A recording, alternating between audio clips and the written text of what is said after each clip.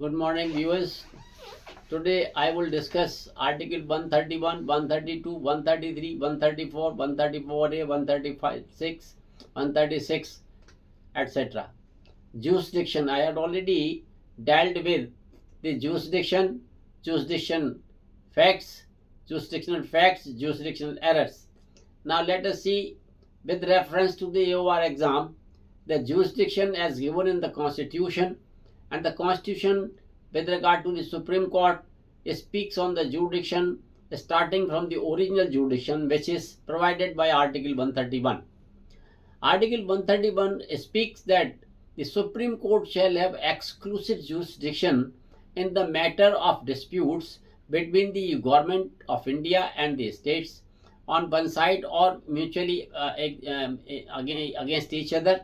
Then the dispute must relate to the law or the facts or their existence and the extent of the rights, legal rights. So the Article 131 say about the original jurisdiction, but the rider is that subject to the provisions of the Constitution of India, which means if there are certain provisions which bars the jurisdiction of the Supreme Court, then the Supreme Court will not have the original jurisdiction. And the provisions are there are so many, but for example is Article 262, where the Constitution enables the Parliament to make any law with regard to the use, distribution, and other part of the river valley or river waters, where the Parliament may make the law, wherein the Parliament may exclude the Supreme Court to exercise its original jurisdiction. So under Article 131, the Supreme Court has exclusive jurisdiction, which means no other court shall decide any question the mention of which has been given in Article 131. And the barring those situations where the Supreme Court cannot be made may not be authorized to deal with all original jurisdiction if the provisions of Constitution has barred that. And I had given one example of 262, where the Parliament is enabled to make law on use, distribution, control of the river waters, river valleys of any state. Now let us move to another aspect of Article 131. Its second sub-article says about the second or third says that whatever was already in force, that is treaties, sanad, etc., then if there is a special arrangement in these treaties, etc., then barring them, the Supreme Court shall not have any jurisdiction to decide them. So this is what, in simple words, the Article 131. And there are so many times questions have been put in AOR exam on this Article 131. This is what the 131. Now let us move to Article 132. Article 132 is the appellate jurisdiction of the Supreme Court, where it is the Supreme Court is not as such the appellate court, but the Article 132 says that appeal in certain cases, the limit has been put that the appeal will be in certain cases, not in all type of the cases. And what are those certain cases? Those certain cases are where the High Court has given certificate on the issue that the matter or the issue is of substantial question of law as to interpretation is involved, and therefore the Supreme Court may decide those substantial question of law as to interpretation of the Constitution. Then only the Supreme Court shall be having authority to decide that appeal, and that appeal may be in civil proceeding, criminal proceedings, or any kind of other proceedings. Proceeding covers the suit. It may cover the appeal, it may cover different name, litigation. So proceeding means any type of the proceeding, but the condition is that the High Court must have certified that the proceeding wherein the judgment or decree or any uh, uh, sentence, etc., have been involving the substantial question of law as to the interpretation of the Constitution, then only Supreme Court shall be having the jurisdiction or appellate jurisdiction. Article 133, it restricts the appellate jurisdiction to the civil matters only. Unlike Article 132, where every kind of these proceedings involving substantial question of law as to interpretation of the Constitution, the appellate jurisdiction is given to the Supreme Court. But in 133, it is restricted to civil jurisdiction, civil cases only. But there should also be the substantial question of law involved, and its certification should also be there in the manner Article 134A says so. And secondly, there are two ingredients. In one ingredient, the Supreme Court, the High Court must certify that the case involves a substantial question of law of general importance. That is the phraseology, substantial question of law as general importance. This is one ingredient. And second is that the case involves in the opinion that said question needs to be decided by the Supreme Court. These two ingredients must be clearly certified in the certificate given by the High Court in the manner as given in the Article 134A. So that is only the important appellate jurisdiction, but with certainty in only civil cases, not in criminal cases.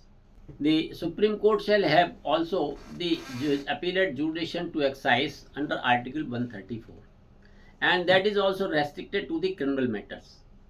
And it has also certain requirements to be fulfilled before the appellate jurisdiction in criminal matters is exercised by the Supreme Court. Number one, that the High Court on appeal has reversed the acquittal of the accused person and has also convicted the accused with the death penalty.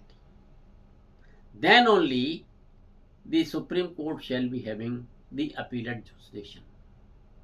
Number two, that the High Court has withdrawn from any court subordinate to it any matter, criminal matter or criminal case, and has tried itself and has convicted the accused with the death penalty, then also the Supreme Court shall be exercising the appellate jurisdiction. So these are the two ingredients where the appellate jurisdiction in criminal matters is exercised by the Supreme Court. And another point is that where the High Court also certifies that the case involves such a question of law which needs determination by the Supreme Court. This is third ingredient, but it is independent of above two, which I had told. So criminal appellate jurisdiction is exercised only and only in the case where the death penalty is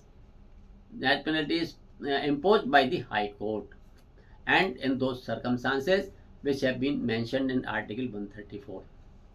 But a little important thing is also required to be mentioned here, because penalty was the death penalty. So in certain cases the Supreme Court observed that the Parliament should consider where the sentence is more than 10 years or life imprisonment, then an appellate right should also be given to the accused person. So for that matter, the Parliament made a law, that Supreme Court Enlargement of Criminal Jurisdiction, the Act 1970, wherein Section 2 has also given this appellate right as of right, and the accused may also file a criminal appeal in the Supreme Court. But that is not the jurisdiction given in the Constitution. That is the statutory jurisdiction, statutory appellate jurisdiction. But for the purpose of AOR exam, aspirant must consider over it, and aspirant must think, and aspirant must go through this section 2 of Supreme Court Enlargement of the Criminal Jurisdiction 1970 Act.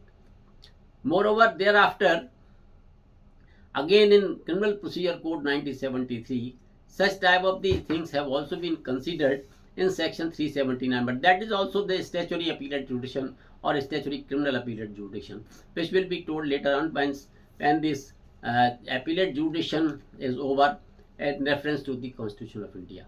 Now the Article 134A of the Constitution. Article 134A covers all the three articles 132, 133, 134, wherein the manner has been provided that whenever the High Court has to certify or has to issue the certificate of the ingredients as been mentioned in the Article 132, 133, 134, then the manner has been given that the High Court will issue certificates, and it may be issued on oral application even. That is the manner. And in the same manner, there may not be possible that a written application should be given. So the Constitution has made a provision that even on oral application, the High Court may issue the certificate. And secondly, the High Court may refuse also. Where the refusal is there, there is no necessity of any appellate jurisdiction. However, this right has not been snatched from the affected person. He can also file a specially petition under Article 136. It is just passing reference. We will discuss it when we will discuss the scope of the Article 136 of the Constitution. So Article 134A is giving the mode and manner in which the certificate is issued, and this is also referring Article 132, 133 and 134, and the certificate will be either in civil matters, civil cases, civil proceedings, or criminal matters, criminal. That is to say that certificate will be issued in judgment, decree, order, sentence, or any proceeding which will be certifying that the so and so matter involving this substantial question of law as mentioned in Article 132, Article 134 and Article 133. This is what Article 134A with regard to the mode and manner of issuing the certificate by the High Courts. Now the Supreme Court under Article 136 of the Constitution, there is a special provision for the purpose of giving or providing or authorizing Supreme Court to exercise appellate jurisdiction.